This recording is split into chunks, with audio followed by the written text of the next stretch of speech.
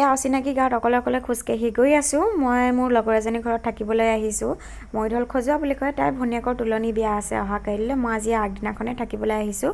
এয়া গৈ লৈ চিধা পাতখিনি মোহাৰি দিলোঁ। আজি ৰাতিলৈ যিহেতু মূৰত তেল দিয়া নিয়ম আছে, সেইকাৰণে দিনতে কামখিনি কৰি মেলি আজৰি হৈছে। এয়া পেণ্ডেলৰ কাম সম্পূৰ্ণ হোৱাই নাই। কাইলৈ ৰাতিপুৱালৈ ধুনীয়াকৈ ফুল চুল লগাই ধুনীয়া কৰি দিব। এয়া মোক ৰাতিলৈ বোলে বিস্কুটৰ শৰাই জুৰিব। মই দোকানৰ পৰা বিস্কুট কিনি নিব আহিলোঁ। আমাৰ কইনা বহুত লাজ, সেইকাৰণে মেহেন্দিখিনিকে দেখাই দিছোঁ।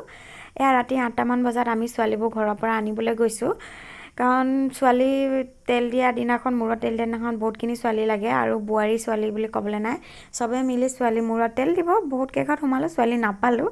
কিছুমানৰ বেমাৰ হৈছে, কিছুমান আহিছে বাৰু। এয়া এতিয়া চবে মিলিলে মানে আমাৰ কইনা মূৰত তেল দিব, আৰু অহা কাইলৈ বিয়া উঠোৱা আছে, সেইটো মই মিনি ব্লগ বনাম বাৰু, দেখিব। আৰু এয়া আমাৰ কইনা 15জনী ছোৱালী লৈ পিনে মূৰত তেল দিলে, যিহেতু বিয়াখন 15 দিনা কৰিছিলে। আৰু এয়া একেবাৰে শেষত চবকে এতিয়া সাঁজ আৰু চব্জি খাবলৈ দিছে।